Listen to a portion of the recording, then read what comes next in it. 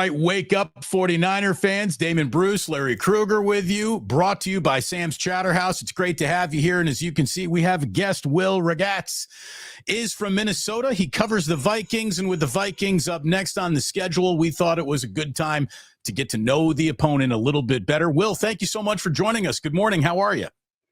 I'm good. Thanks for having me, guys. It's great to have you here.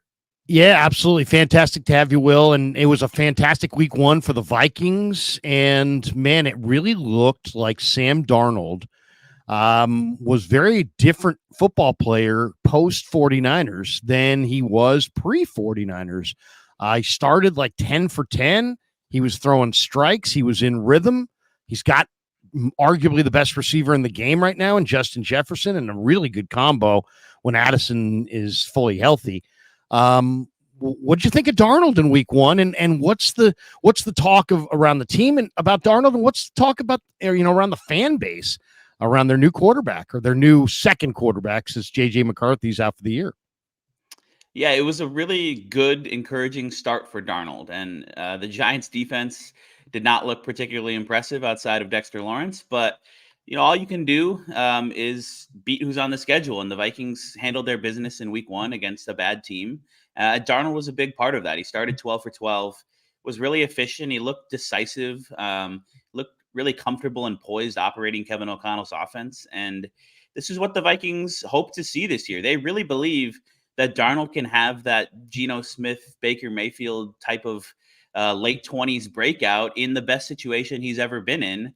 With Kevin O'Connell as his head coach, Justin Jefferson, they have two elite tackles. Eventually, they'll have TJ Hawkinson back, and yeah, it was a really strong start for Darnold, and it'll be interesting this week. I'm sure the talking point of his time with the 49ers last year and how that may have shaped him and helped him get to this point is definitely going to come up. I know that the rookie, highly drafted young quarterback in town is always going to be the more popular guy in town, and everyone wants to start a professional clock when they go out and they buy a new watch. They want to see it start ticking. In a weird way, though, after seeing a game of Sam Darnold, do you think it might be a blessing in disguise? Not to the Vikings overall. You don't want to, your rookie quarterback to get hurt before he's even played a game, but might it be better to this season's song, if you will, that Darnold is the guy and you're not throwing a rookie in there? I think you can make that argument, and I do really think Darnold would have probably been the guy had McCarthy stayed healthy anyways. Although his first preseason game really got people around here excited with what he showed before getting hurt in that game. But maybe it's a blessing that there isn't that noise there, where if Darnold were to start struggling a little bit, you'd hear people clamoring McCarthy, and I'm sure the coaching staff would be on their mind to get McCarthy out there and see what he can do. Now it's for better or for worse. It's Darnold all season long. The backup is Nick Mullins, who struggled last year when he was thrown out there. So this is going to be Darnold's show, and through 1 week, he looked like he's capable of handling it. Well, first of all, you get a quarterback. I don't care what quarterback and what system you're talking about, but you get a quarterback who's in year one, game one, in a brand new system, and he starts 12 for 12 and showed the kind of poise that Sammy showed Monday night. And I think if you're a Viking fan, you got to be doing cartwheels. He completed his first 12. He had a touchdown pass to Justin Jefferson. He had another one to Jalen Naylor. What's Jordan Addison's physical status coming into the second game? Is he out for the Niner game on Sunday? I would classify him as doubtful with the way that Kevin O'Connell spoke about him on Monday. And we'll hear from O'Connell again on Wednesday. We'll get the injury reports this week. But it really seems like Addison has quite a bit of soreness in his ankle. It's a different ankle than the one he injured in training camp. So he's neither of his ankles are 100% right now, which really leads me to believe he's not going to play in this game and could miss a couple games, in fact. So somebody 49ers fans may not know anything about, but should, is Jalen Naylor, who was a 6th-round pick out of Michigan State a few years ago, had an awesome training camp. He's really been a great training camp player since coming into the NFL. He's just dealt with some injuries. And he caught the touchdown pass in the opener against the Giants. He's going to be the Vikings' number 2 wide receiver in this game, more than likely.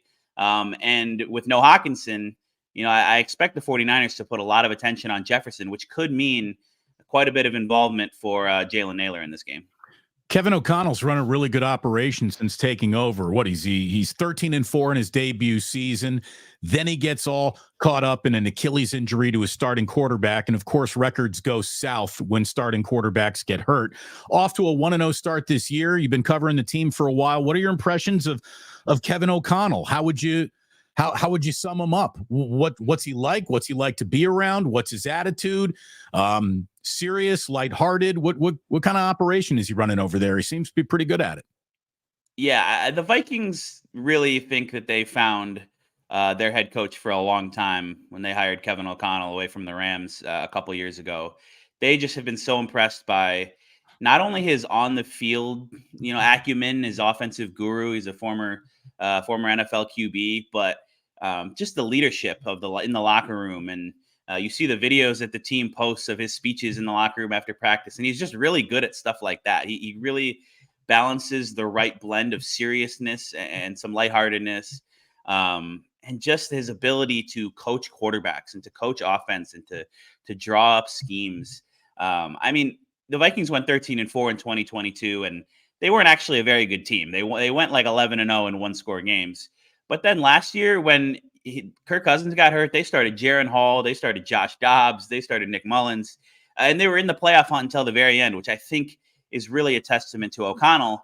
And if Sam Darnold has the type of year that the Vikings think he might be able to have, I think O'Connell should probably be in the running for Coach of the Year if it plays out that way. And again, there's a long way to go after 1 week. Just to follow up real quick about Brian Flores, what does he do to change the temperature in that defensive room? And is he this brutal taskmaster that he was painted to be in the Tua story that came out in the preseason? Is he got a softer touch than that story actually led on to? What are your impressions of Brian Flores as the DC?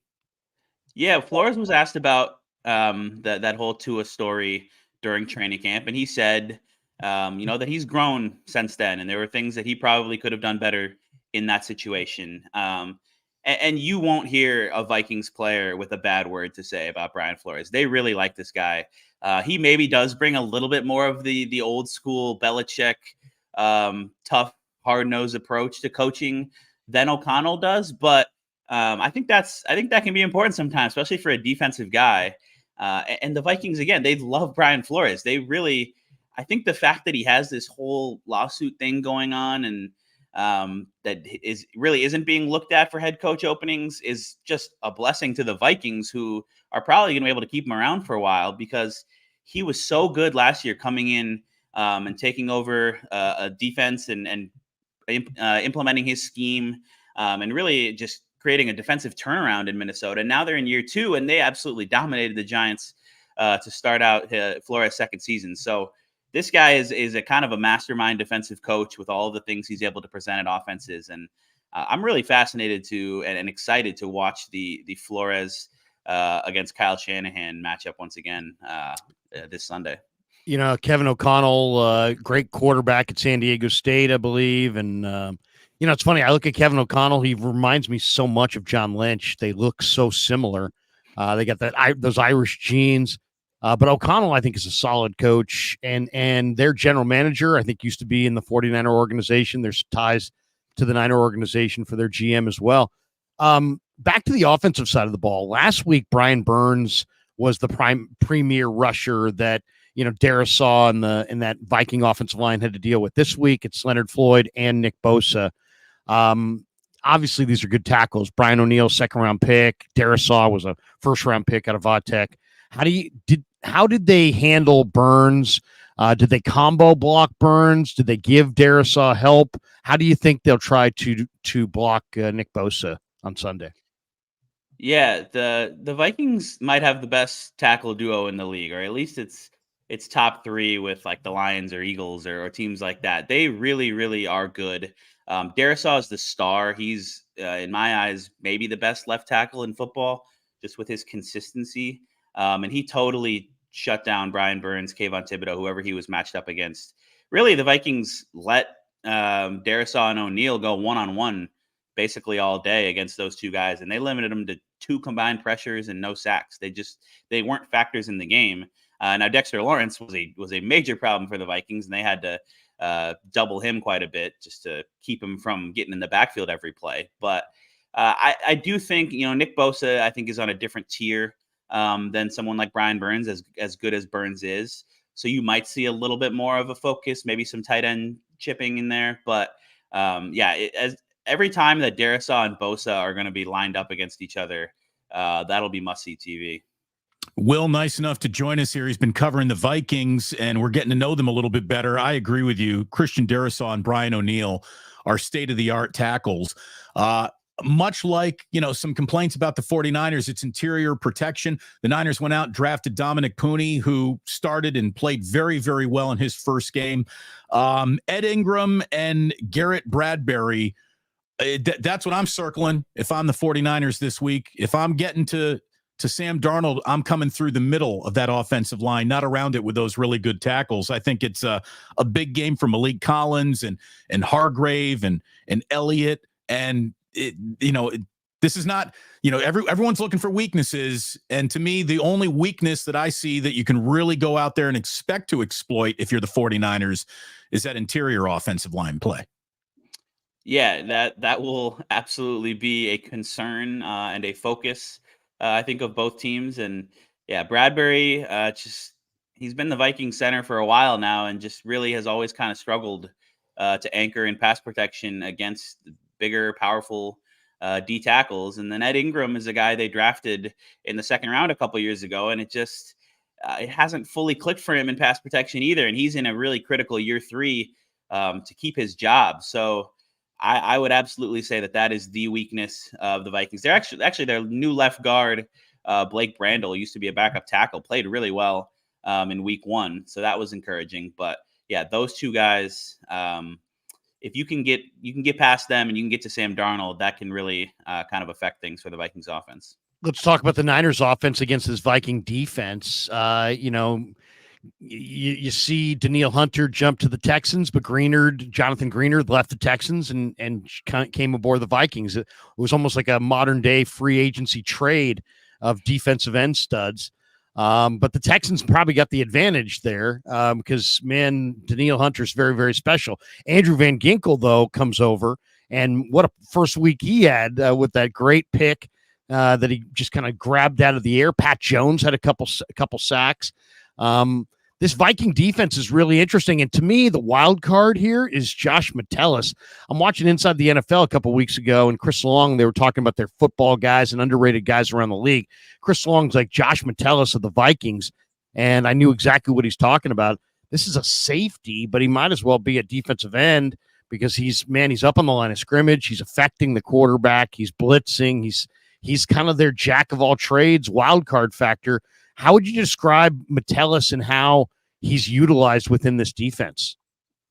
Yeah, he's kind of the ultimate do-it-all chess piece. I mean, Swiss Army knife for Brian Flores. He'll line up at safety. He'll line up in the slot. He'll line up at linebacker. He'll line up on the line of scrimmage and blitz. And he really does everything for the Vikings. And this defense, yes, they lost Danielle Hunter in the offseason. Danielle Hunter is a great player. But they got better on the whole with what they lost and what they brought in free agency, because you lose Hunter, but you bring in Jonathan Greenard, who can maybe give you 85% of that production. You bring in Andrew Van Ginkel, who has experience playing for Flores in Miami and really is, I think, an underrated player. And then they drafted Dallas Turner in the first round. He got his first career sack against the Giants. So on the aggregate, you now have more options to get after the quarterback. They added Stephon Gilmore to the cornerback room, and they've got these 3 safeties, Harrison Smith, Cam Bynum, Josh Metellus, who just give them so much flexibility in what they're able to do. So I really think this Vikings defense looks like a top 10 unit this year, with Flores leading the way, and just the depth and versatility and experience that they have really at all 3 levels. Yeah, you talk about long afternoons. I think Bosa and Floyd are in for long afternoons going up against those tackles. No matter who you are, no matter what your reputation is as a corner in this league, you see Justin Jefferson line up across from you, you are in for a long afternoon. What makes Jefferson special? He hasn't exactly had, the best quarterback play, with all due respect to Kirk Cousins, whose performance for the Falcons in week one must have left an interesting few conversations happening around Minnesota. I'd like to know what you thought of Cousins' debut with the Falcons. But what makes Justin Jefferson, I think, the unquestioned best wide receiver in football? Yeah, I think the only guy who you can even put in the conversation would be Tyreek Hill with just what he's able to, the unique aspect of his speed. But to me, Jefferson's the best receiver the game has to offer. His all-around skill set, his route running, his ability to create separation. And then just the fact that even when he isn't open, which, sometimes he's drawing 2 or 3 defenders, you can still put it up there and he's going to go up and make a play. He's spectacular at coming down with the ball in contested situations.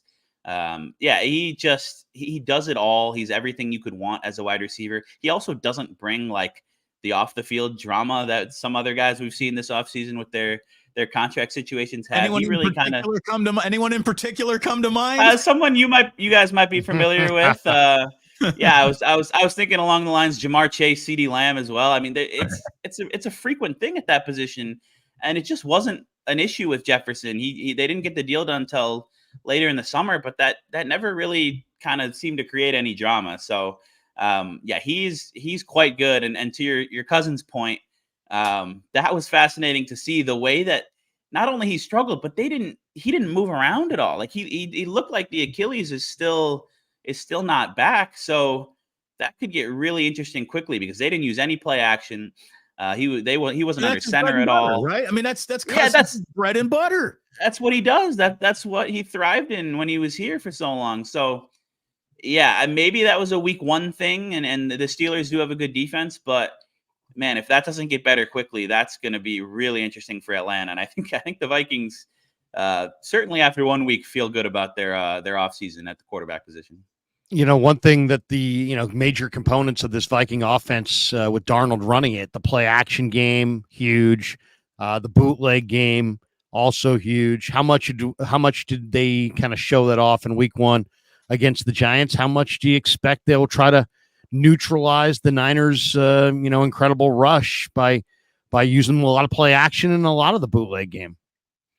That is something that O'Connell certainly wants to do. And we saw some of it in the opener, not a ton, but yeah, the Vikings want to use some of that. And I think that ties into the running game, and the Vikings really feel good about their running game this season. That's been kind of a non-factor in the first 2 years under O'Connell. They had kind of a washed Dalvin Cook in 2022, and then Alexander Mattison was a disaster as their starter last year. Now they have Aaron Jones, who even at 29 years old looks like he has a lot of gas left in the tank. He almost got to 100 yards in this game, and the Vikings feel like they can get a lot more balance with Jones. And then with teams having to respect the running game, that will, in theory, open up a lot of the play actions and the boots and stuff like that. And Darnold does have the athleticism, maybe a little bit more athleticism than even the Kirk Cousins from a few years ago.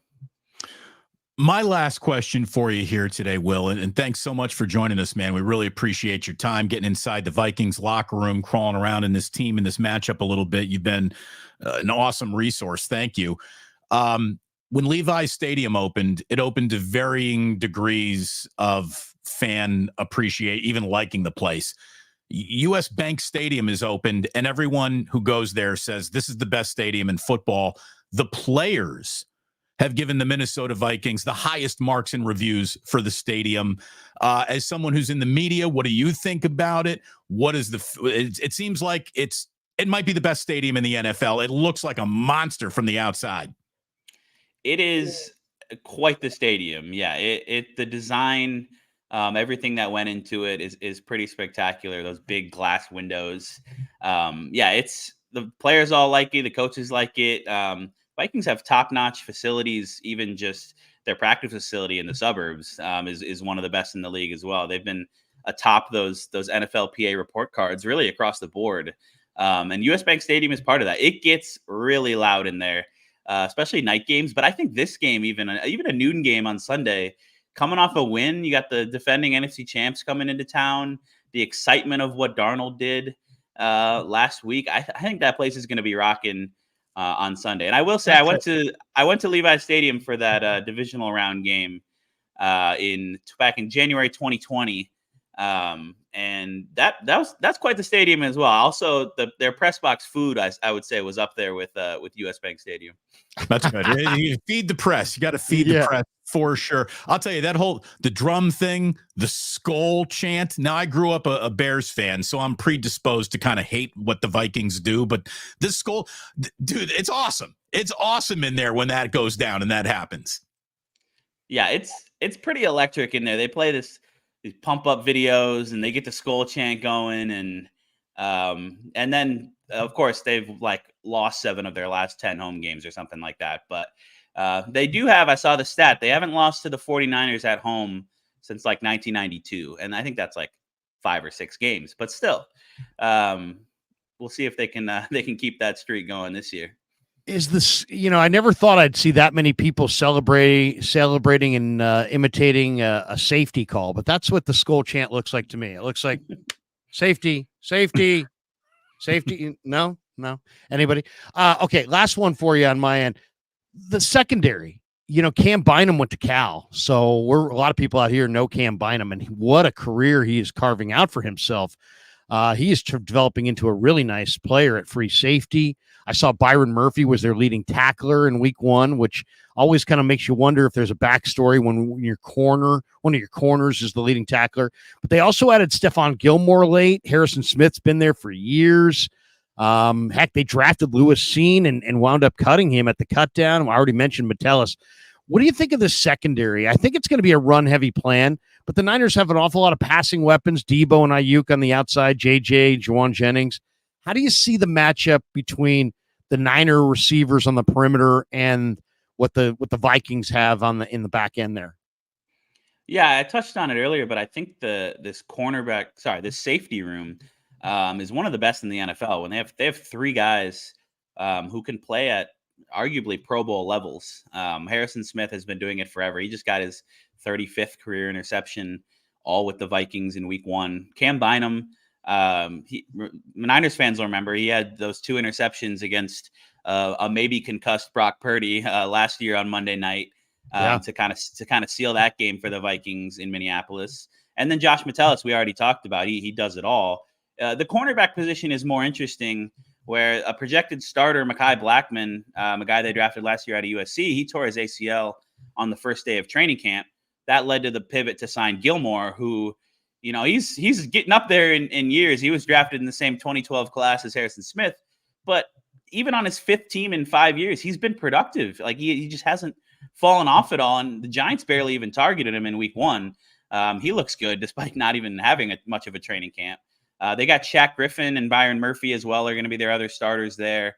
And those guys are fine, but that'll be important that they play well against the talented group of receivers that the 49ers have. Will, awesome stuff, man. What day? It's September the 11th today, 2024. What day do you people in Minnesota start to plug in their vehicles overnight? I mean, is that a January thing, a February thing? I mean, this is a West Coast question. Yeah, I don't know. I think maybe the temperatures start to drop definitely in November. It starts to get interesting around here. And then the December through February stretch is a tough one, but I've lived here my whole life. I'm used to it.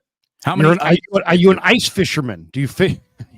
I am not. I'm a city kid. Okay. I don't do a whole lot of the outdoors stuff. I do like to go skiing, but I like to stay inside, go to Timberwolves games in the winter, stuff like that. In other words, we're not going to see you on a frozen pond, but we may see you at the Great Mall. You might. Well, I don't love the Mall of America. I think that's a tourist thing. Oh, okay. The real Minneapolis people don't go to the Mall of America. Is that what you're saying? Not particularly often, unless you really need to like hit 8 different stores at once or something. They do have everything. They have everything there. Teenager these days, what's a mall? They don't even know anymore. So I don't know if that's affecting that or not. Let's see. The only other like Minnesota cliche question would be about Prince. What's your favorite album? Oh man, I love Prince. So I could name more songs than, I don't know if I know the album names off the top of my head, which is sacrilegious, I know, but I'm a big fan of the When Doves Cry. I think that's my favorite track. Nice. It still And works. and anywhere in your house, will I find an Anthony Edwards jersey? Yes, there is one in my closet. Absolutely. See, I've got cameras. Hey, Will, awesome stuff, man. Appreciate you jumping in, and thanks for giving us kind of the breakdown of the Vikes. And we're looking forward to a fun game Sunday. I'm hoping for the best, expecting the worst. The Niners have struggled there, but Will, awesome stuff, man. And anything you want to promote on your way out? I know you work for the SI arm there in Minneapolis. Anything you want to promote? Your website, your Twitter, anything? Feel free. This will be the time. Yeah, I'm on Twitter. It's at Will Ragatz. And yeah, all my work is Vikings on SI. So yeah, it'll be a lot of coverage this week leading up to the game, and throughout Sunday's game. Looking forward to getting out to US Bank Stadium for the first time in the regular season, at least this year. Thanks, Will. Have a great day. Thank you, Will. Yeah, thanks, guys. There you go. We got the breakdown.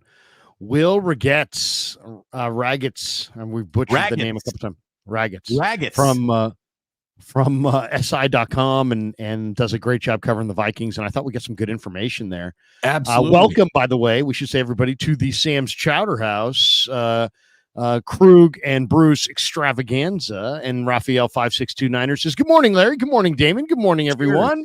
Cheers. And of course, he says, like and subscribe, everyone. And please do hit like and subscribe. If you hit like, that just helps more people in the algorithm kind of find the stream this morning. And if you hit subscribe and click that notification bell, both on this channel and on my channel and Damon's channel, we would appreciate it. And then anytime we go live, of course, it costs nothing, but you'll just get a little ding on your phone. Hey, Damon's going live. Hey, Larry's going live. And then you don't have to miss any of our streams going forward. And we're streaming regularly, sometimes multiple times a day. Larry, so welcome. This is our third of 4 wake-ups this week. We went live on Tuesday, obviously after the Monday night game. We'll be back with everyone on Friday as I am embarking to Pasadena, Larry, going to see Indiana UCLA at the Rose Bowl. Oh, man, that's going to be awesome, man. That is going to be so cool. I'm excited for you. The only thing that could be bad is sometimes the weather in Pasadena, because of where it sits in that canyon, that sometimes there's some bad air quality there. But if you get a good air quality day, man, Pasadena is, and you bring the camera, take pictures. The outside of that stadium is just really, really incredible. Really, I felt that way about the LA Coliseum as well, but even more so about Pasadena. So it's just that is a historic venue, a truly historic venue. So I can't wait to enjoy it. Should be perfect. Tucked underneath the San Gabriel Mountains. You think of Keith Jackson. All of a sudden, it's Keith Jackson. Oh, it's going to be a barn burner here. I can't wait. I can't wait to go. I've been to Pasadena before, but I've never been to the Rose Bowl. I was even offered, you want to go see the Rose Bowl? I'm like, no, I don't want to see it unless I'm going in it. I don't want to see it unless there's a football game in there waiting for me. So I'm really excited to do that, Larry. I'm really excited. I'm going to come back, though, first thing on Sunday morning. I might be a little this could be a rough post game in Damon come Sunday, because it's going to be a long Saturday night, and I'm flying out first thing Sunday morning to be back here for the 49ers Vikings game. And man, this is not a family thing. This is this a Damon and college friends thing? This is Damon, my boy GQ, who you have met and who went to IU. So this is not Daddy Damon. This is going to be Daddy Damon's leaving his daddy outfit at home. Yes. And this is cut loose. This is candy stripe pants, pretty drunk, pretty high Damon. This is I don't even see the Gons jar anymore in the background. It's been replaced by a Niner helmet. It's probably already in the luggage. I'm telling you, it's going to be great. My boy Tom Ackerman, who is the sports director at KMOX, he's Mr. St. Louis. He's flying out for this one, and he's hooking us up with all athletic department tickets. I know a bunch of guys from the athletic department who are coming out. Trace Jackson Davis and I are figuring out how we're going to rendezvous somewhere down there. So it is going to be a really fun weekend, and hopefully the Hoosiers don't get absolutely curb stomped. I don't think they're gonna I'm not going to. UCLA's lost their defensive coordinator. They lost, Liatu Latu. They lost Darius Muasau. By the way, Darius Muasau is now a New York Giant. He played last week against the Vikings. I think he was like their second leading tackler. I don't even think he was drafted. So UCLA lost some really good defensive players and their defensive coordinator. So I haven't checked out the Bruins yet this year, but we'll see. We'll see. That would be an upset though if Indiana goes out to Pasadena and gets it done. Sean Turner says Darnold in for a rude awakening this week. Well, look, I'm really, there's a part of me that wants to spend Sunday in bed and just, not come back here for the post game because I'm going to be so hungover. But I'm really looking forward to this 49ers and Vikings game. I think it's going to be fascinating. I mean, if you are Kevin O'Connell, right? If you are the Vikings head coach, you've basically had Sam Darnold move into Brian Flores' apartment or house or whatever for a couple of days this week for just any internal and institutional knowledge that he might have of Kyle Shanahan, the offense, the 49ers, what they are. I mean, Darnold knows this defense. He's practiced against them. They know him. They know him, but he knows Brock Purdy, his tendencies, his reads, this offense. And that's what I think makes this game a little bit more of a steeper climb than it would be, because on its surface, this looks like a 49er win, but there's some familiarity there. See that stat at the bottom of the line, that bottom of the screen, that country music just sent us? He says, last time we beat the Vikings in Minnesota was 32 years ago. Wow. Well, that's what 32 years ago. That's hard to, Damon, that is hard to believe. Yeah. But I can picture the Niners losing on a Christian Ponder to Kyle Rudolph pass in the back of the end zone. That was one of the losses. Last year, the Steve Wilkes genius of the zero blitz, when Purdy also threw two picks. Purdy threw two picks in the fourth quarter. He got knocked around at the end of the third and had a bad fourth quarter. And a lot of people were saying he's not him. I mean, if we can go back to the Twitter reaction of Niner fans to that loss last year, people jumped Brock Purdy and were like, see, this is proof this guy's not it. And of course, that same year that they're ripping him, he would take the 49ers through the playoffs and to the Super Bowl. So those people obviously weren't all that sharp, but whatever. That game made people question Brock Purdy and his standing as the 49ers quarterback. I don't feel confident in this game. Now, the ankle injury that Jordan Addison suffered in the Giant game, I guess, is going to be significant enough to either keep him out of this next game or limited, which means that you can roll your coverage towards Jefferson. They don't truly, Jalen Naylor's not bad, but he's small.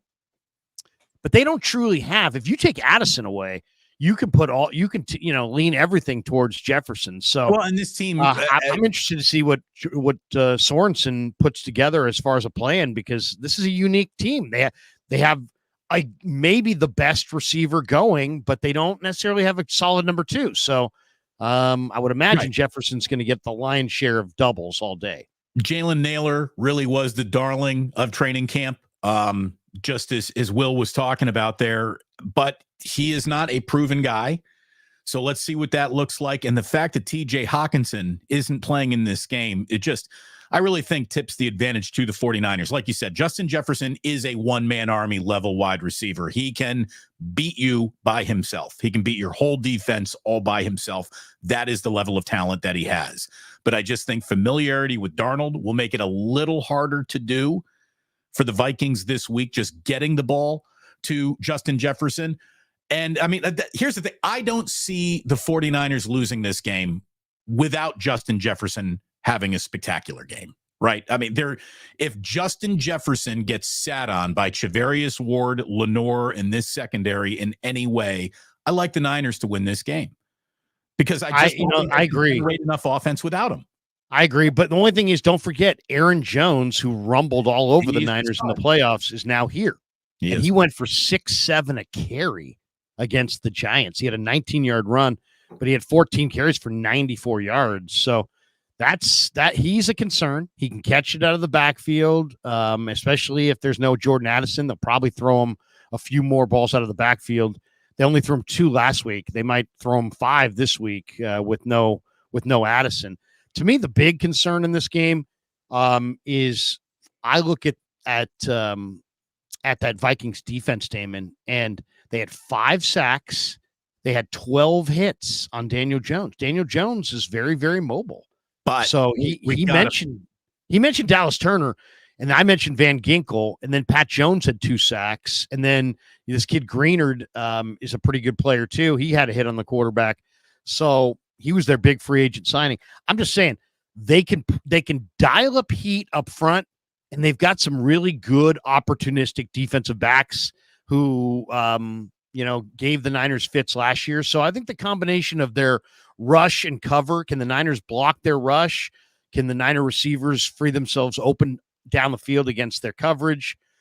I don't know. Though, to me, those are 2 main questions I have for the 49ers on offense. But it all could be negated, Damon, if the Niners could do what I want them to do, which is pound Jordan Mason again for a second week. But I don't know. I mean, do you think Jordan Mason can run it back? You going rental car 2 weeks in a row on Jordan Mason? Well, I mean, I think Jordan Mason, one, what you saw on Monday night is real, right? He's not accidental. It's not like, oh my God, that's a freak. No, that's not a freak. That's what this kid can do. This kid's gone for 5.5 yards a carry every game that he's ever played in the NFL. I mean, that's what he does. I mean, yeah, that's kind of what he does. So my whole thing is, how did he come out of the game? Like we talked about him, and the focus in the post game, Damon, was on, when did you know you were gonna start, and that whole controversy. But none of it. A lot of the questions should have been about, like, man, how does your body feel? I mean, you just took a ton of carries, but you know what? He's a young kid, and if he comes out of this game healthy and he's feeling good, man, I'd love to see them go heavy, 55-45, 60-40 run pass with Mason getting the lion's share of the carries. I'd love to see it, just run it right at these Vikings. Well, and maybe you ask Patrick Taylor, who played for the Green Bay Packers, might have some institutional knowledge of the Vikings and is more familiar with that matchup and playing in that stadium. You ask him to do something. He wasn't asked to do anything in week 1. Maybe ask him to do a little something this week. Les Debo, I think, as a running back this week is going to be ingrained into the game plan. I love Patrick Taylor, by the way he looked at them in that final preseason game. Yeah. And if you look at this kid at practice, dude, he's a horse. I mean, Patrick Taylor Jr. is a big body guy. I would say he's about 6'1", somewhere between 215 and 220. He runs with good body lean. He's got some moves. I mean, he's a pretty athletic big back. So, yeah, I wouldn't mind seeing him. The one thing that concerns me in this game is the fact that Jonathan Greenard and Andrew Van Ginkel come off that edge as outside linebackers like pass rushers. So it is going to be Trent Williams, you do your job, but this is going to be Colton McKivitz. You are on, the peripheral vision red alert, because you got outside linebackers who this team uses as pass rushers, because outside of, basically outside of Harrison Phillips, this defensive line is not going to eat your lunch. It's not. They miss Danielle Hunter. Yeah. They miss Danielle Hunter, but they've replaced him with quality players, but not overwhelming players. So I think that the 49ers offensive line should be able to handle the job, because it's going to be on the tackles, and one of them is Trent, and we know how good they are. But it's on the tackles. You're right. The guards, the interior's got I don't want to say a day off, but Jerry Tillery was cut already this year. He's starting opposite Harrison Phillips. Harrison Phillips is a really good football player at Stanford, and he's a try-hard guy, 6'3", 300 pounds, but short arms, not a lot of movement. I mean, Harrison Phillips is not Quinnen Williams. Look, Bosa and Floyd will have as long of a day at the office this Sunday as they will have all season. That's how good the tackles are in Minnesota. Darisaw is state of the art. The another guy, the John Niners should have drafted. Brian O'Neill on the right side is a house, and these guys are fantastic. This game If the Niners are going to the Niners won going away. Sam Darnold was awful. Well, why was Sam Darnold awful? It's because Malik Collins was sitting in his lap all afternoon. It's because Jordan Elliott got after Sam Darnold right up the middle. It's because the grave digger finally came out and dug some graves for the opposing quarterback, Larry. The Niners make it an easy day with pressure up the middle on Darnold. A buddy of mine, I'm sure you got buddies who could leave their jobs to be like a team insider. They know so much about the team that they care about, or a friend who could totally be a sports talk show host. One of my buddies, Brady Jenkins, a guy who I went to college with, who absolutely, it's a shame that he's not out on the IU UCLA Pasadena trip. He couldn't make it. But he's a huge Vikings fan, like an obnoxious Vikings fan.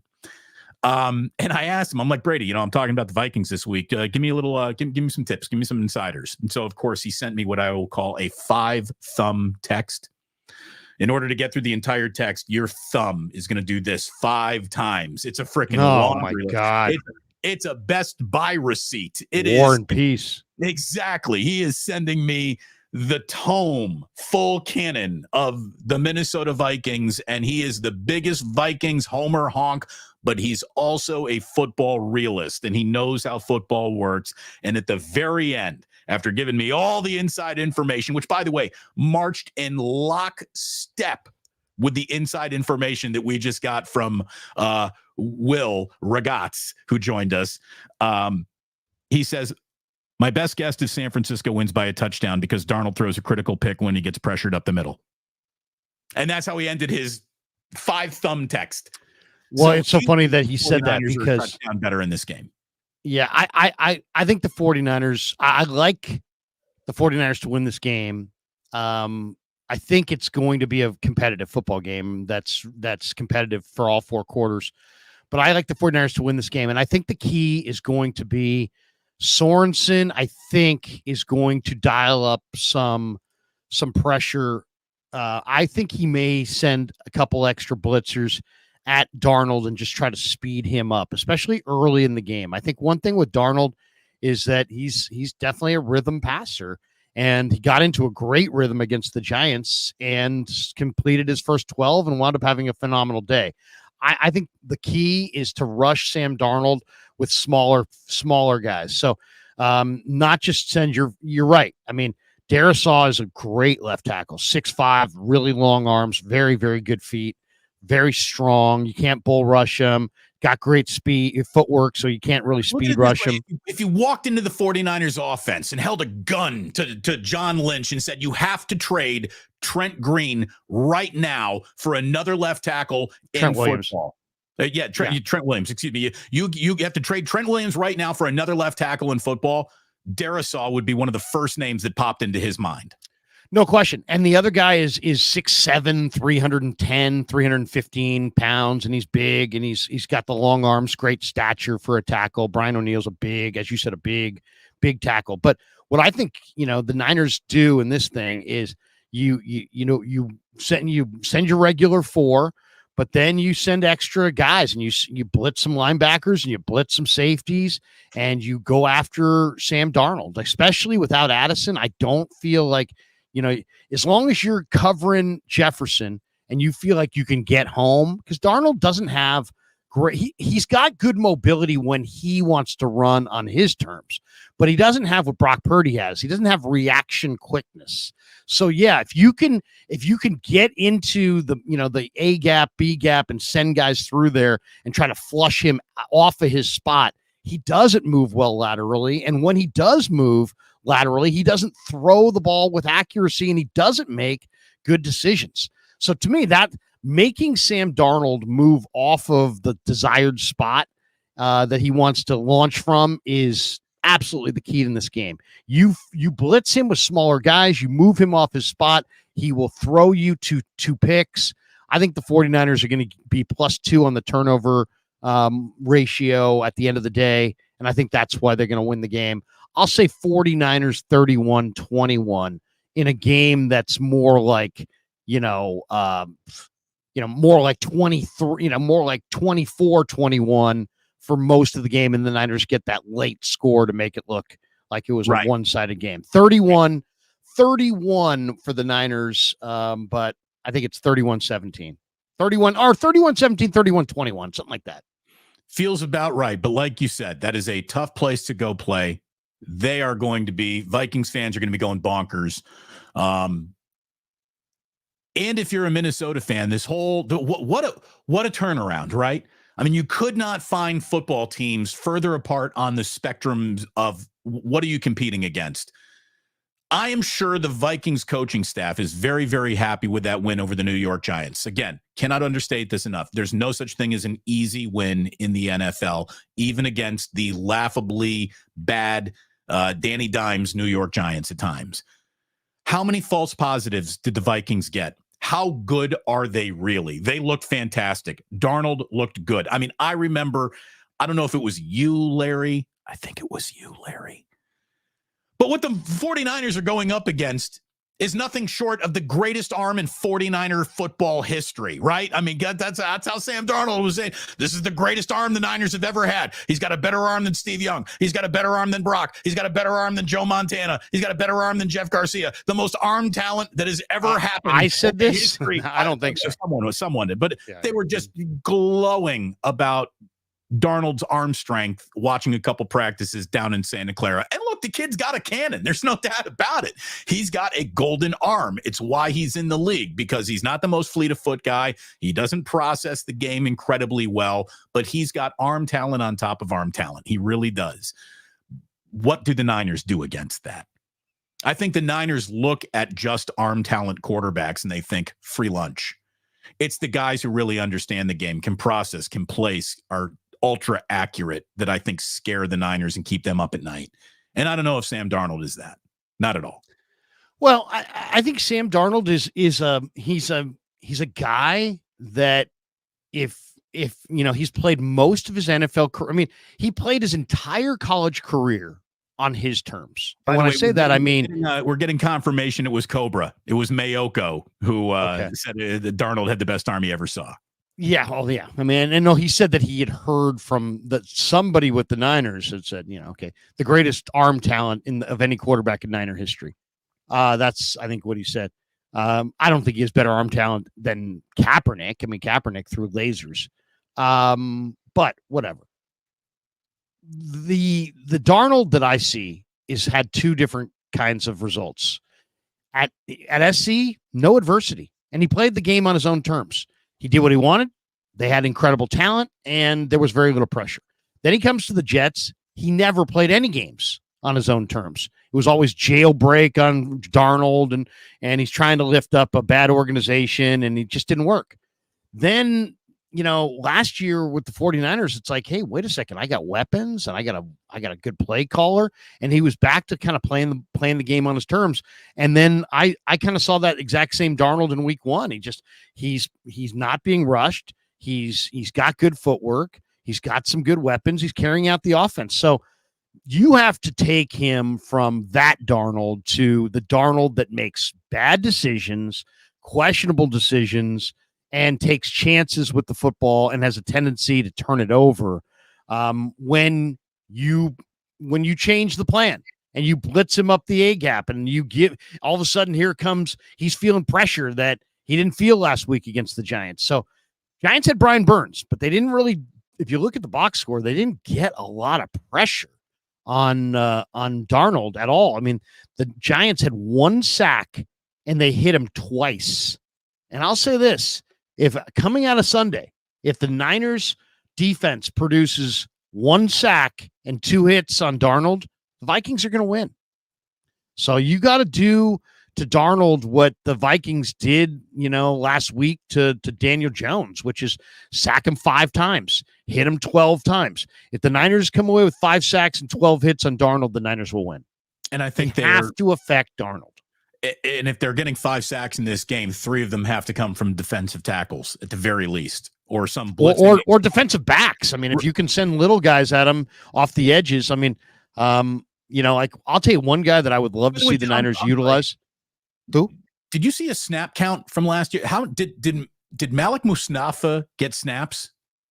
Defensive snaps? I know he got some special team snaps, I think, but did he get Did he get defensive? He played, but I mean, he was active and he played, but I don't think he got defensive snaps. Because Malik Mustafa is a guy that I could see being, sort of like hidden as a nickel, and then he's coming.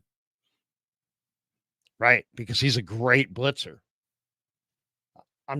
I think you asked for snap counts, right? I'm seeing if I can find you some snap counts. Matt Barrows is usually that's the column that I look for from Matt Barrows every morning, a day after. I didn't see it though this week. He usually does a snap count column. Yeah, that's probably coming today, my guess. I usually get it off NBC Sports Bay Area. Mayoko usually puts it out there. The snap count, who played what, and that kind of thing.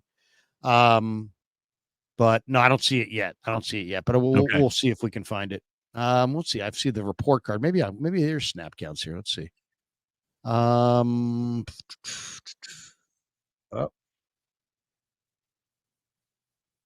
Hold on. I got a commercial playing here. There we go. Get rid of the commercial. Snap count. No, not yet. Okay. Well, I mean, so it's probably coming today. Matter, but yeah, I mean, I think you got to. It's not going to be Nick Bosa. This is the weekend where I'm telling you, Nick Bosa is not going to probably have a sack. Right. Well, and here's the other thing that we haven't really talked about. The 49ers went up against a Jets defense that has to be one of the top 5 defenses they will face this year. And despite the fact that they had to settle for 6 Jake Moody field goals, they still scored 32 points. Damon, if they are a little bit more efficient in the red zone and don't settle for 6 field goals, they might have scored 50 on a really good defense in week 1 without Christian McCaffrey, who's their best offensive player by far. Right. I mean, there were people in the content community last year that would have you believe that the 49ers are like shit without McCaffrey. They went without McCaffrey in week 1. They settled for 6 field goals and still put 32 up against a really good D. Well, not only did they do that, but they did it with the rustiest Brandon Ayuk that has hit a football field in Brandon Ayuk's entire life. Right. And practicing Trent Williams. Right. They did it with Trent Williams, who didn't, do a jumping jack until he was starting a football game. And by the way, he did an incredible job, all things considered. The whole game. There. He really played did. The whole game. That was incredible. He is special. There's no doubt about it. But I did call him Trent Green before, but again, I told you I'm going. He's to a one of Indiana. one. I'm going to Indiana, UCLA. I got Indiana former quarterbacks in my mind. Trent Green went to IU. So sorry, I got. It's funny. I thought of Trent Green just yesterday, Damon. Did you see the video of the morons who closed off the bridge to spin their cars out, and the guy who got hit by the car while he was not even looking? And that reminded me of Robert Gether's hit on Trent Green when Trent Green slid down against the Bengals, and Robert Gethers, who's like a 285-pound defensive end, went full bore at him and just bounced him off the turf. And that was kind of it. That was the end for Trent. I mean, I don't think he ever played after that. Well, Trent Green is the quarterback that got hurt so we could get Kurt Warner. Right. So there was no Kurt Warner without Trent Green going down. That's right. So you're welcome, everybody. Indiana football's greatest contribution to the NFL was the injury that gave birth to Kurt Warner. But look, this is a game that I think is there for the taking if the Niners play similar to what they did against Green Bay. If the Vikings get out, here's the thing. I think the Vikings are going to get out on that field with an awful lot of confidence, with a home crowd behind them, with the, hey, Darnold knows this defense sort of, confidence that you feel pregame. And then they're going to start and they're going to play this game. And by the end of the first quarter, they're going to be looking around on that sideline going, these ain't the New York Giants.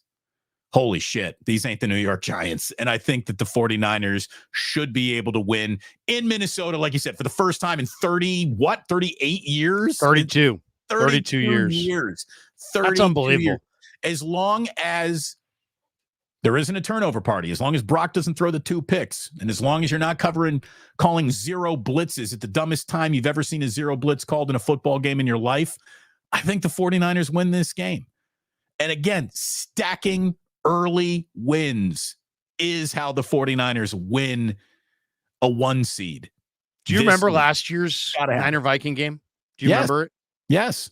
I don't know that I've ever seen Kirk Cousins play a better game than he played that night. Oh, he was awesome. He was absolutely the greatest. Every single pass, the Niner defense was just a step slow all night. Every single, it didn't matter who he was throwing it to. He just kept completing pass after pass after pass after pass. And then they made a terrible decision. Steve Wilkes made a terrible decision at the end of the first half. That gave the Vikings momentum going into the dressing room. Obviously, that upset the Niners. Cousins carved up the Niners in a fashion that you don't see very often. Oddly, remember when Ryan Fitzpatrick came in with the Dolphins? We talked about that. Yes. He tooled up the Niners, and it was like the greatest. Brian Allen game. That was Brian Allen. And the story was the Niners were thin at corner. They signed Brian Allen off the street on Wednesday. And, he played on Sunday, but I can remember it like it was yesterday. Coming out of each huddle, Ryan Fitzpatrick, I've never seen this in my life.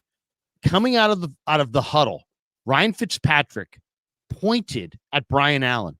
Like wherever Brian Allen was, that's where the play is going. And he's like, and then they would throw it there. He'd point over to this, and then he'd throw it there. He's like, they targeted this guy and got in his head and forced him off the field and ended the Brian Allen experiment like 25, 30 plays after it began. It was stunning. It was stunning to see. I mean, you see it in the NBA sometimes when some guy who's no good on defense is brought into the game, and then they're going to, hey, let's go ISO, down low on this one guy and force him off the floor, Jimmer Fredette, or somebody who some small guy who can't defend. Let's just toast this guy until they take him off the floor. It felt like that. I mean, it was like, let's go at Brian Allen, this practice squad corner, until the Niners literally have to take him off the field. And it worked. They destroyed the Niners. It was a sports can be cruel moment, and it was a cruel moment for that guy. There's also a game, and I can't remember. I don't think it was the NFC Championship game because that was close against the Rams, where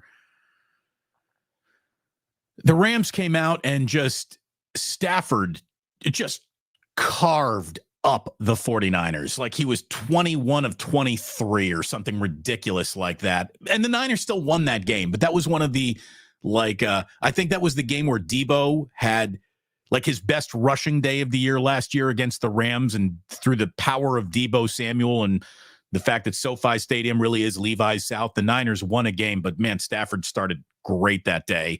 And that was one of the all-time, you're getting carved up by a superior quarterback games that I had seen. That's not going to happen this weekend. I don't think there is and Sam Darnold carved up the 49ers. I don't think that's going to happen. No, he's not. Cousins was in that offense longer. He had a better, he was more in lockstep with his guys than Darnold is. But hey, once again, Darnold, it's all about rhythm. If he gets a rhythm early, it's going to be a long day at the office. If they can take him out of his rhythm early, it's going to be a very one-sided game. M. Patel says most reports say it's unlikely CMC plays. I would say good to that. Itchy says let's get Garendo some snaps. I wouldn't mind that either. What do you think, Damon? Do you think it's time to see a little Garendo? I mean, it's a 53-man roster. There aren't a lot of – there's nowhere to hide. You know what I mean? It's like you got to have – everybody on the roster's got to be able to go. So if you got Garendo there, he can't be some kind of, future – size, speed, project guys. He's got to man a role. So I don't know what role it's going to be. I want to see Patrick Taylor before I see Garendo. I do too. I agree. I want to see Patrick Taylor has better instincts than Garendo as a runner.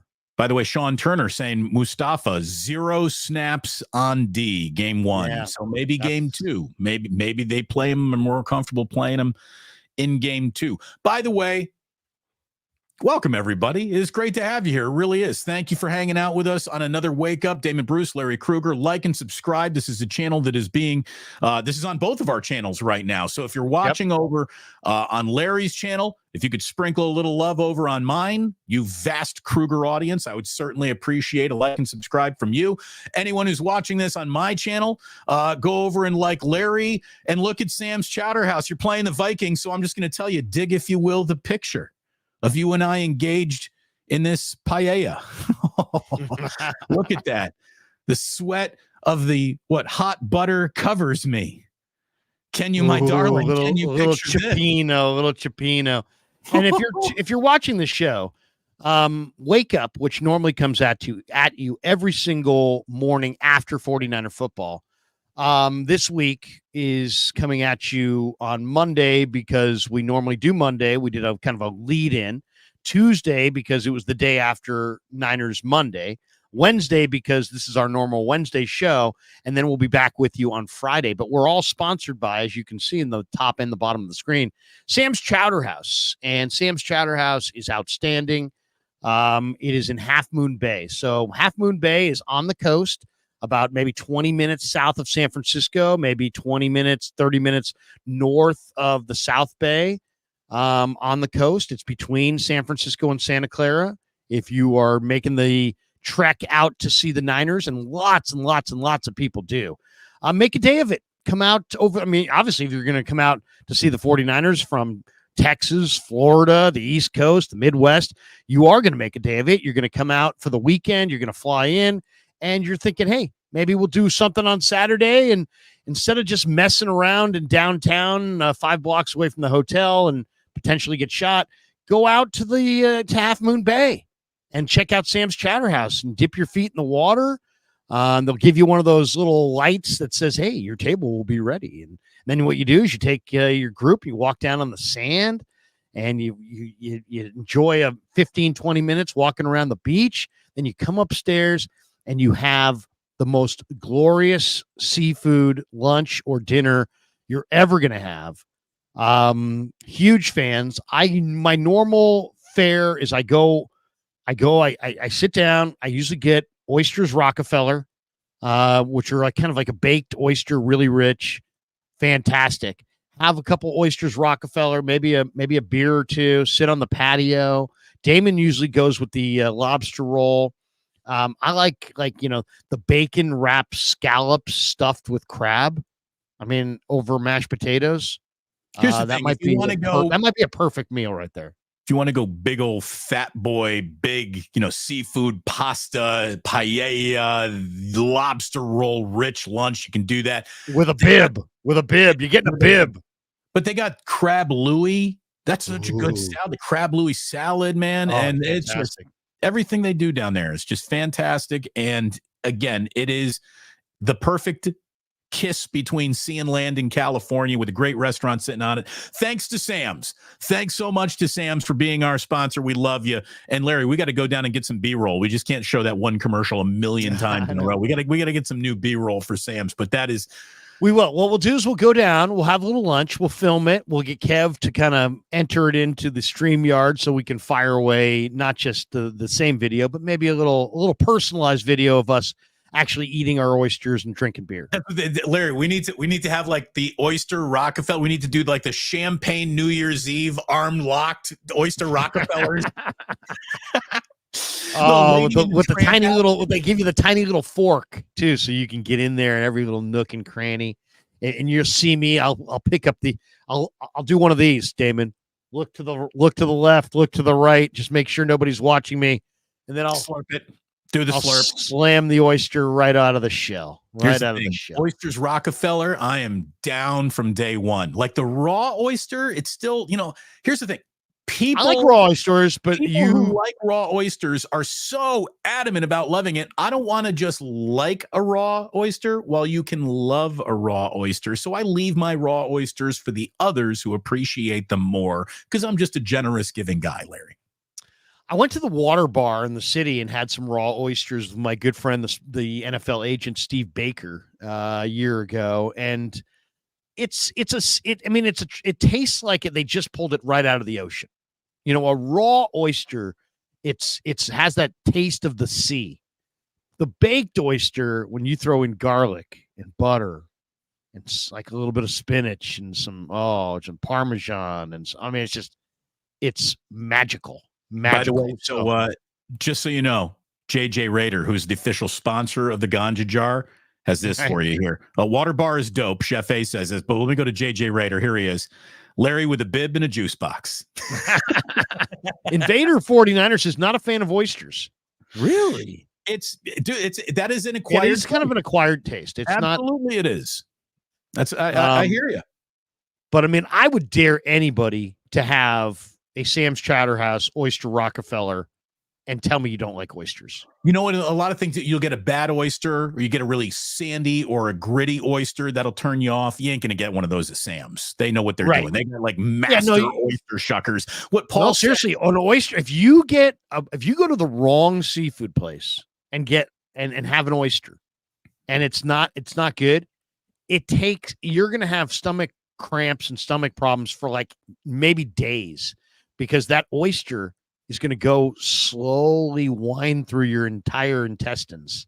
We don't need any more breakdown of what's happening to that oyster, Larry. We know. It takes a long time. I can't even imagine the army of guys that they have in the back who are just cracking shells and shucking oysters and getting lobster out of lobsters and getting crabs out of crabs and opening oysters. It's an operation. Clams. I mean, it's the best. Go to Sam's. We love you, Sam's. We are so proud to be your ambassadors. We truly are, and we can't wait to get down there and not only get some more B-roll, but to eat like a couple of fat boys wearing bibs, drinking juice boxes down on the sand. We really are looking forward to that. Back to the Niners.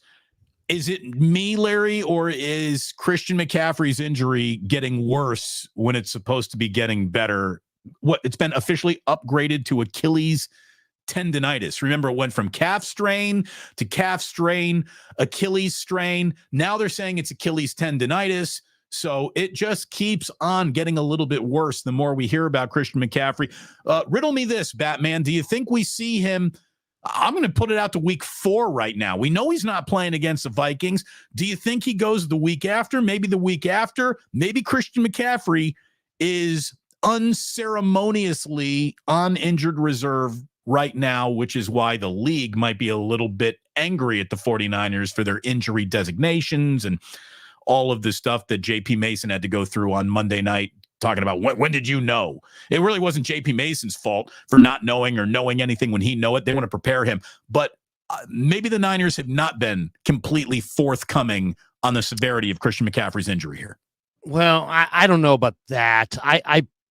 I don't know if they're forthcoming or not. I don't know the severity or not, but I will say this. They went, when he got hurt, it was a calf. And when they updated the injury, it was a calf/Achilles. And now it's an Achilles tendonitis.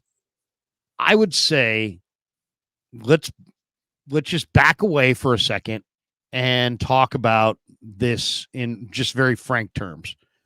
I don't think that we know like what he's got, what has he got for this season? Is he one play away? Is it dangling by a thread? Is it, these Achilles things, is it a red ice? Is it another Dre Greenlaw situation?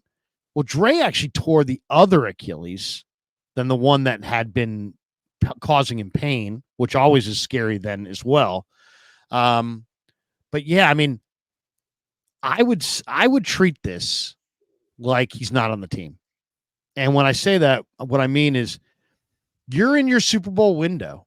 I would hold off on using him as long as I possibly could. I would try to fortify my running back room and go with other guys. Come on, man. You got Debo. You got Ayuk. You got Kittle. You've got all kinds of other guys. You've got now another young back in JP Mason.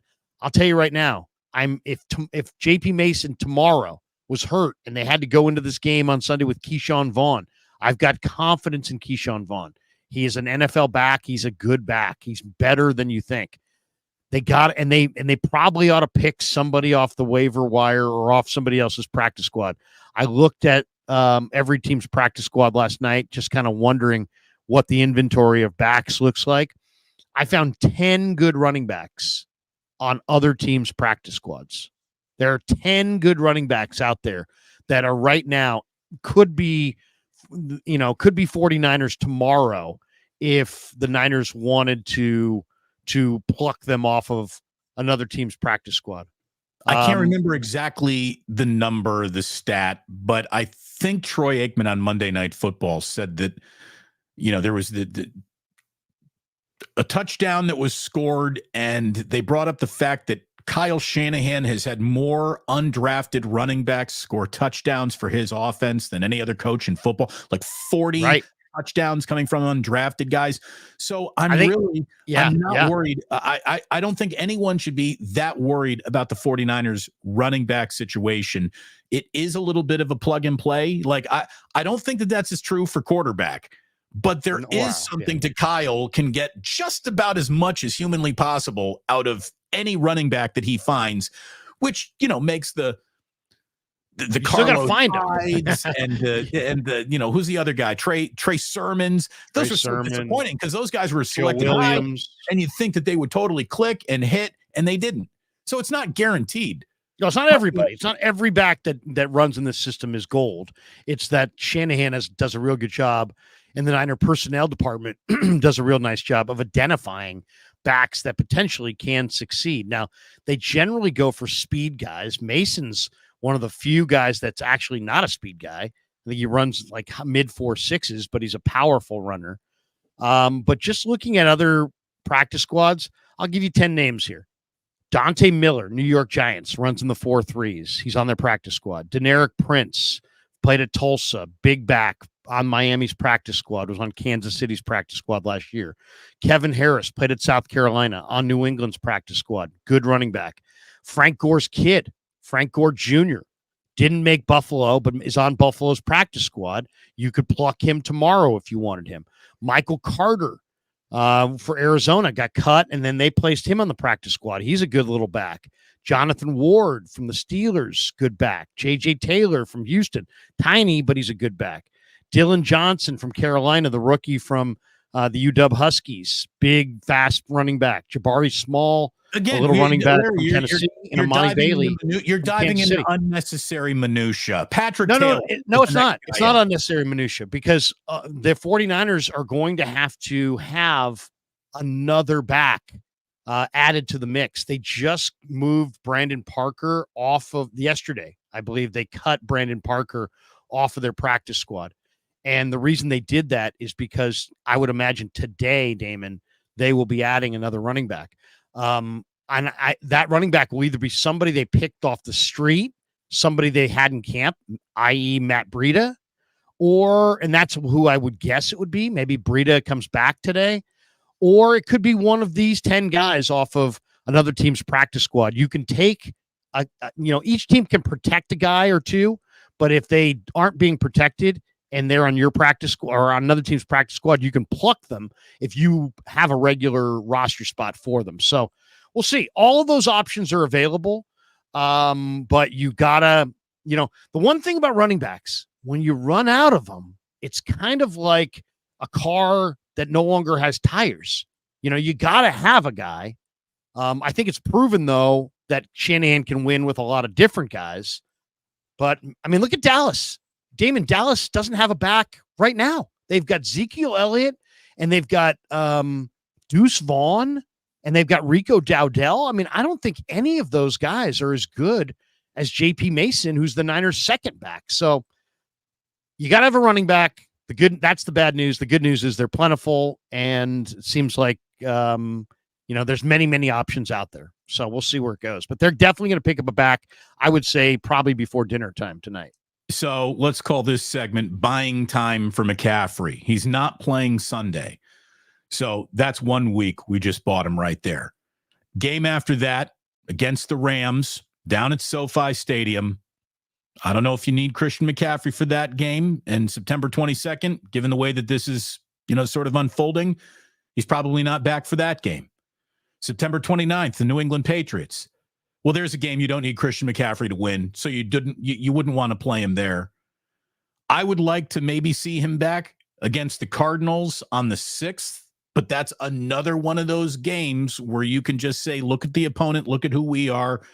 Can we buy an extra week of Christian McCaffrey rest right there? Maybe you can.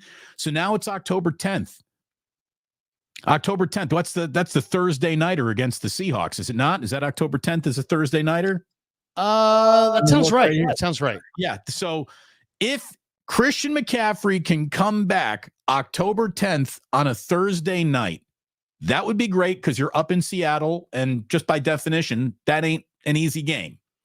Then you get 10-day layoff for McCaffrey to then reevaluate and possibly get ready for the Kansas City Chiefs. And obviously, you'd want Christian McCaffrey to play the Kansas City Chiefs. That's as big of a game as the Niners are going to play. And then the week after that, it's the Dallas Cowboys.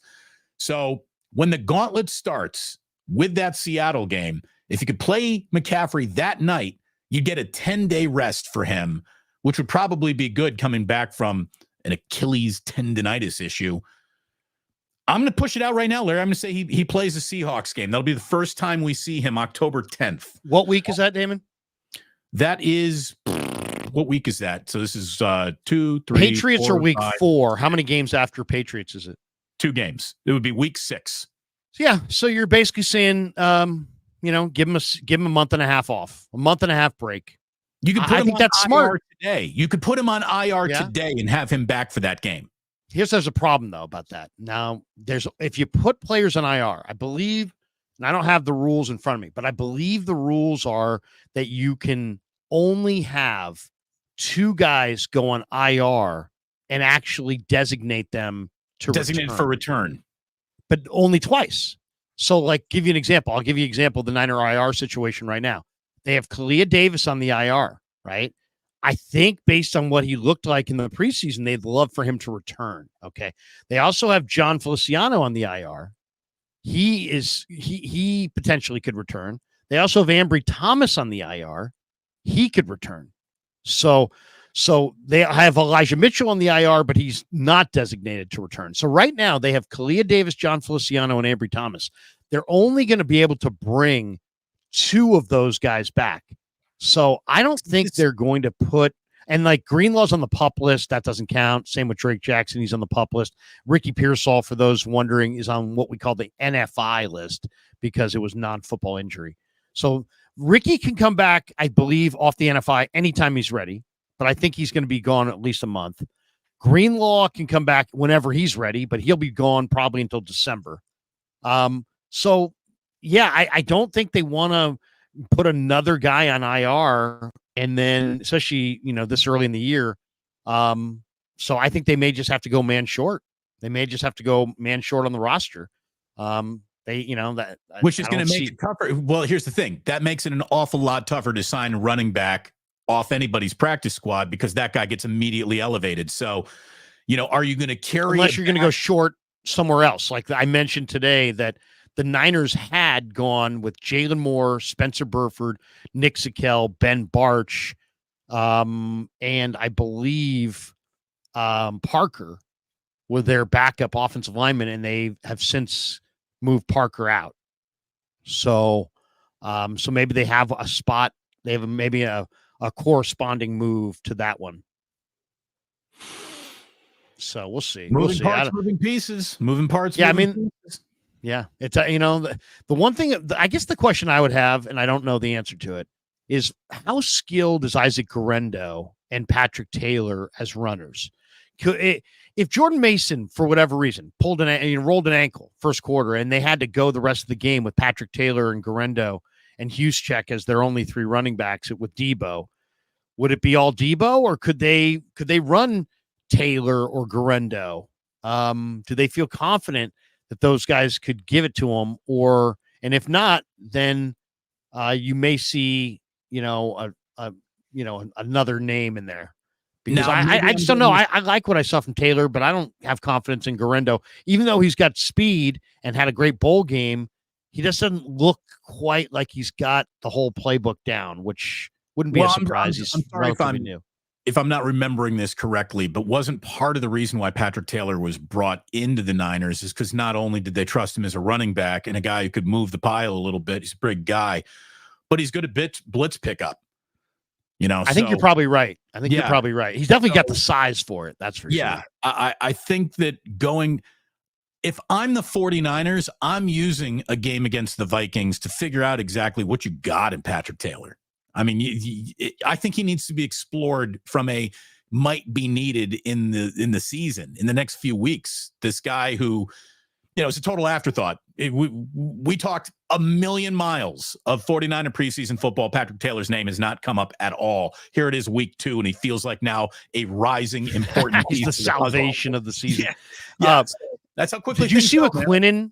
Did you see what Quinnen told Nick Wagner after the game about Dominic Cooney?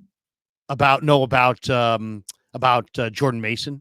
Oh, how hard of a runner he was? Yeah, I did see. He's that. like, he was amazing, man. We watched him on film running hard downhill like all the San Francisco running backs they've had in the past. They hit the hole hard and they run like they're supposed to. In the outside zone, they're hitting the point immediately and hard.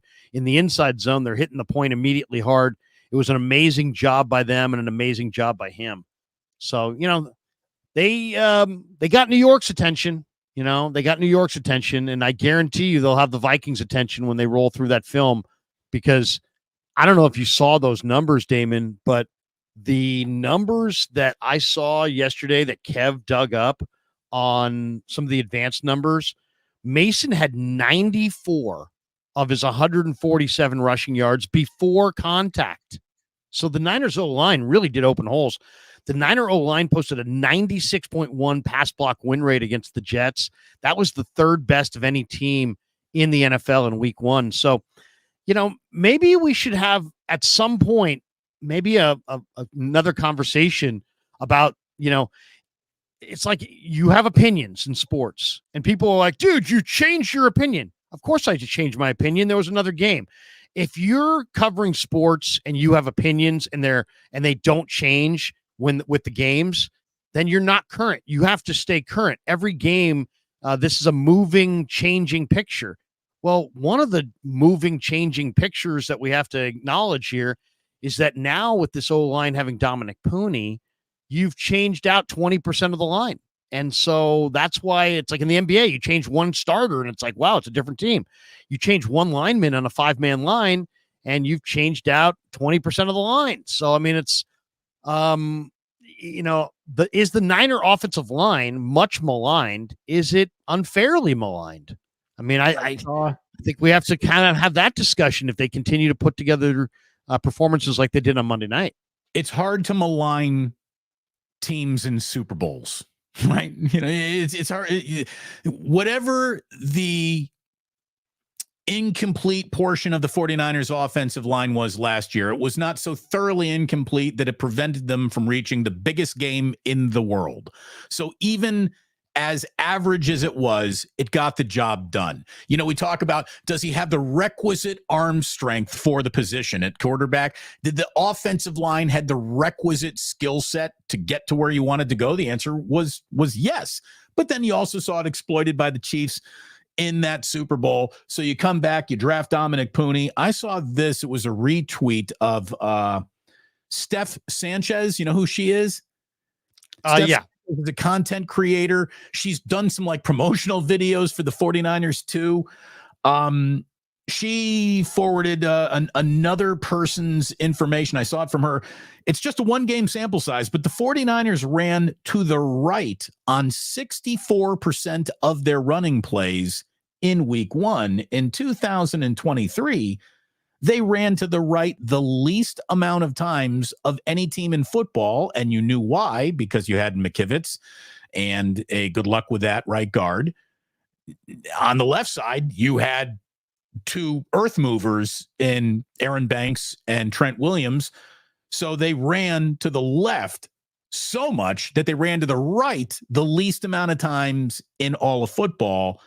And that went from 41 to 64%. Again, it's just 1 game, but that is Dominic Pooney showing up and giving the 49ers another direction to run a football. Because they're still, look, with Williams and Banks, you will be running very well to your left all season long. And if now you can run to the right as well, the Niners just got more dangerous, man. They really did. So I thought that was pretty interesting. Again, just 4 quarters of football, but they ran 64% of their runs to the right. Now, I don't know if that was to, because they really liked what they saw out of either the matchups or Pooney over there, or they didn't want Trent Williams to overwork in run blocking on the left side. I don't know how much that'll change against Minnesota, but I thought that was pretty interesting. No question. Well, I mean, and come on, you got to be, you have to keep defenses honest by putting on film. You can't have a 95 to 5% left run. You run left over right in short yardage. Otherwise, you're just going to have a bunch of defenders sitting over there waiting for you.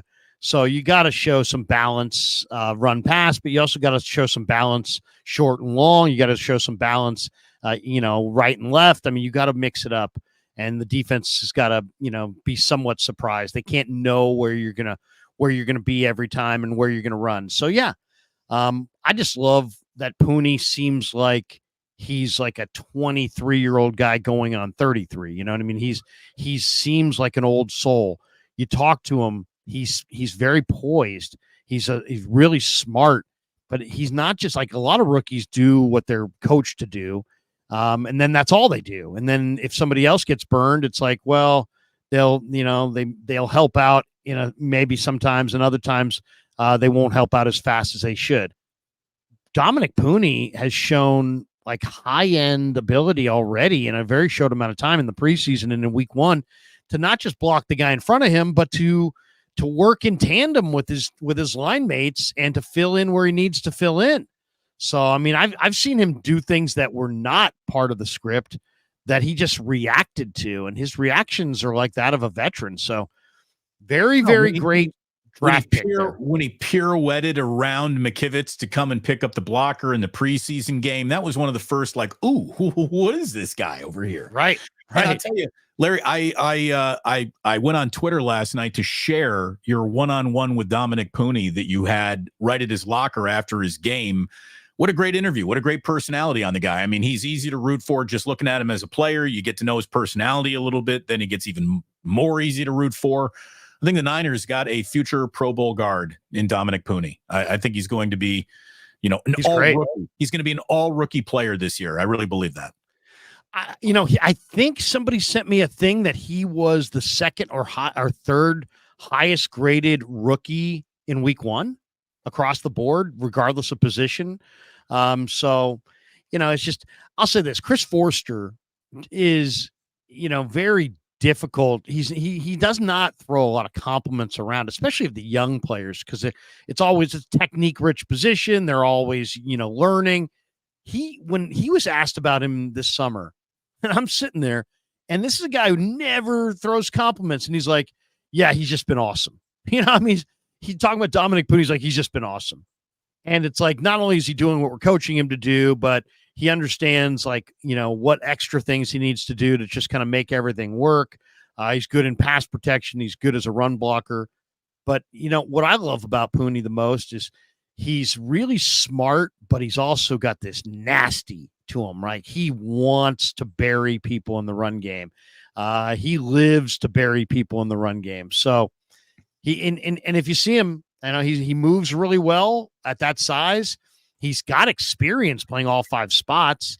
The spot that he's currently playing, right guard, is the spot that he has the least experience at. How about that? He's played more of the other spots than right guard. But the Niners are using him at right guard, and he has been phenomenal. So, any status updates as to Aaron Banks and this calf contusion that he left the game with? Hopefully, he's ready to go against Minnesota, man. Yeah, I mean, that's a bruise, and I saw him in the locker room, and I talked to him after the game. I didn't ask him about it because I didn't know about it, but he didn't seem like a guy who was in a lot of pain, and he definitely didn't seem like a guy who wasn't going to go this week. So I would say Banks is going to go. I hope so. Look, we'll be going again on Friday morning. Our usual start time, 9:00. We went a little bit later today because Larry was doing an interview. We want to thank Will Ragatz for joining us. Will Ragatz, yeah. He was Will really Ragatz. Will Ragatz. The emphasis is up front, but Will's great. Chased him down from SI, and he gave us a nice little breakdown, I thought, of the Vikings, and it's always good. We're going to do this show 3 days a week. We have opinions on the last game. We have opinions on the next game, and we'll try to work in a couple guests on some of the non-Monday shows. Mondays, we're just going to chop it up. Or in this case, Tuesday, the day after the game. But for the Wednesday show and the Friday show, we will be introducing behind enemy lines type guests and getting you guys a little bit more familiar with the opposition in the Wednesday and Friday streams. So look for that throughout the season. But I thought Will was really good. I thought he was excellent, and I'm glad that we could chat with him earlier. We're going to be looking for football guys who want to be a football guy.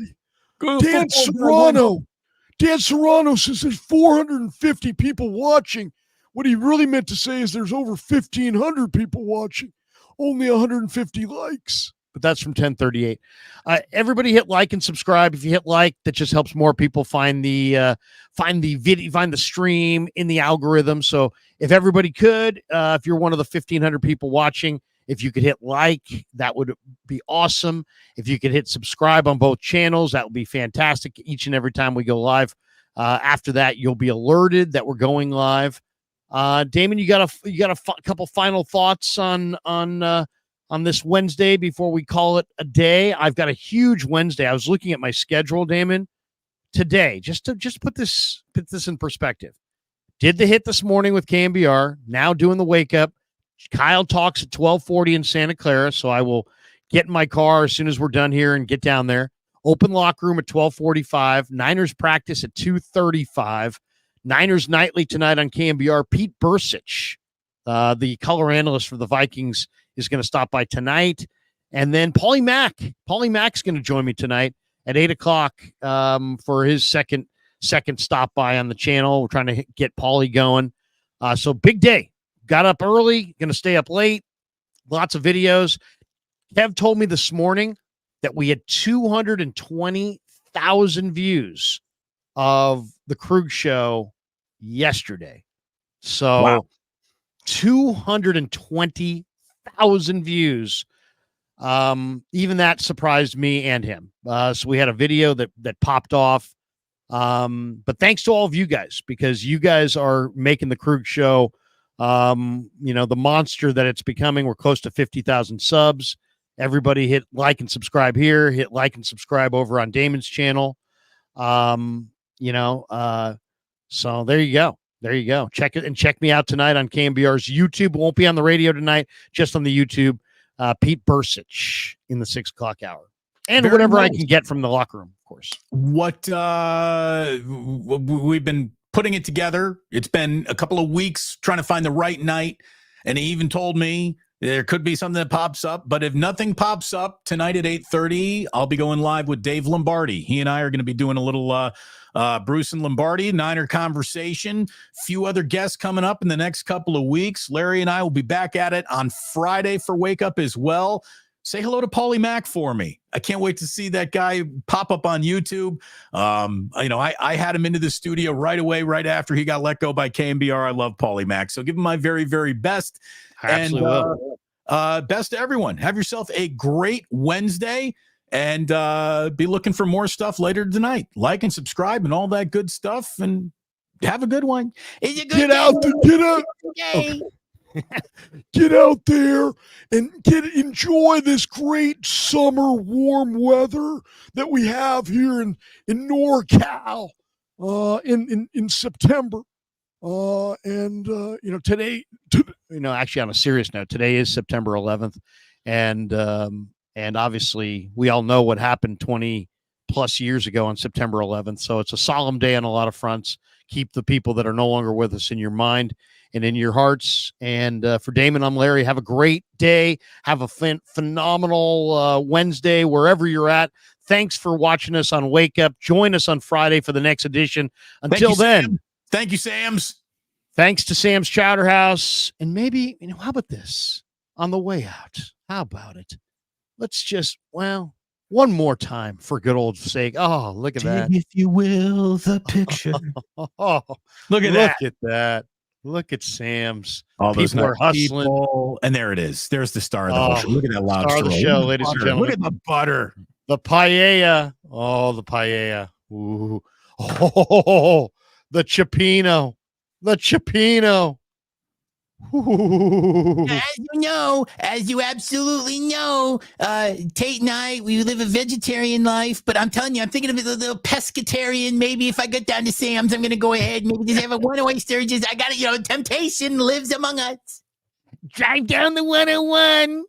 Drive down the Highway 1, get on the coast, go down, see Sam. I love the Chowder House. I always have. I put the top down on the Miata.